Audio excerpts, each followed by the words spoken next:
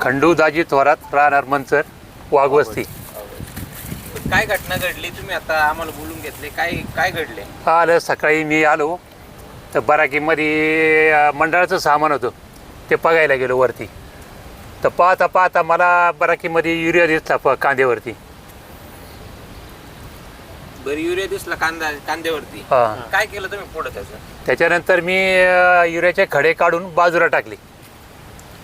काढल्यानंतर पाहिलं मग सांगितलं सगळ्यांना का बुवा असं असं आहे बुवा इथं. किती किती कांदा आहे, किती पिशवी कांदा साठवला? 450 पिशवी कांदा आहे. एवढा आहे? हां. आणि किती दिवस झाले साठवल्या? 2 महिने झाले. का बरं 2 महिने साठवलं होतं? बाजार भाव नसल्यामुळं बराकीत ठेवले होते. 450 कांदा पिशवी. मग आजच्या बाजार भावानुसार अंदाजे किती रुपयाचं नुकसान झालं तुमचं आता? आजचे बाजार भाव समजा 300-350 रुपये जर असेल तर 6-6.5 लाखाची नुकसान झाली. आता ही जी घटना घडली, तुम्ही आता बोलून घेतले सगळ्यांना, पोलिसांना वगैरे कळवलंय का? हा, त्यांना सांगितलं होतं, त्याची कंप्लेंट दिलेली आहे त्यांना, जे जाऊन आलेले तलाठी भाऊसाहेबांना पण सांगितले, पण ते जागेवर नसल्यामुळं म्हणले उद्या येतो म्हणले. ताई, काय तुम्हाला काय वाटतं, कोणावर संशय आहे का तुमचा? नाही, संशय नाही कोणावर. माझा एवढं असं वाईट करण्यासारखं काय बाबा घडलं? आम्ही कधी आमचा कोणाशी वैर नाही, काय नाही, काय नाही. मग करणाराने असं का करावा? आमच्याशी कधीच कोणाचं वैर नाही, आम्ही कधी कोणाशी भांडणं नाही, तडणं नाही, काय नाही, संशय नाही कोणाचा, पण करणाराने असं का केलं? तुम्हाला किती क्षेत्र आहे, किती क्षेत्रात हा कांदा घेतला होता आणि कांदा करायसाठी किती खर्च आला, काय कर्ज वगैरे काढलं होतं का? साधारण 2 एकरमध्ये घेतलेलं आहे उत्पन्न आहे. 1.5 ते 2 एकर. काय खर्च आला, काय कर्ज वगैरे काढलं होतं? कर्ज नाही काढलेलं, कर्ज वगैरे नाही काढलेलं, थोडंसं घेतलं होतं फक्त, बाकी जास्त नाही.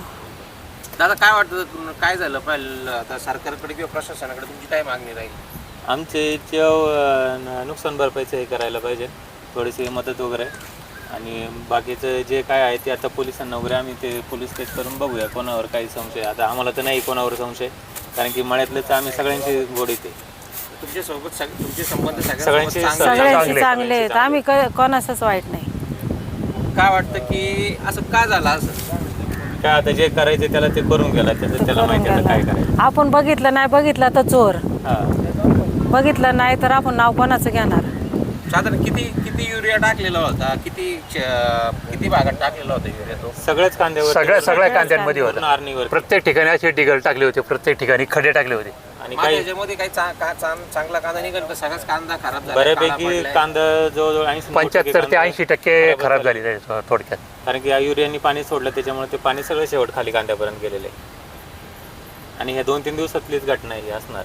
2-3 दिवसापूर्वी? हा, 2-3 दिवसापूर्वी टाकलेलं आहे. त्याच्या आधी पाहिलं तोपर्यंत काहीच नव्हतं. तो रोज मी 2-3 दिवसातून चक्री लिहायचा, तर पतच काय वाटलं नाही. पण आज सकाळी मी त्या पिशव्या बघायला आलो, याच्या मंडळाचे सामान आहे ते बघायला आल्यानंतर माझं लक्ष गेलं खाली पगवते कांदे, म्हणते पगाव म्हणून बघायला गेलो तर मला युरियाचे खडे वरती दिसले. आता इतके वर्ष झाले तुम्ही कांदा करताय, ह्याच्या अगोदर अशी काही घटना आहे बघा? नाही, कधीच यापूर्वी नाही, कधीच पहिल्यांदाच नाही. घडली अशी.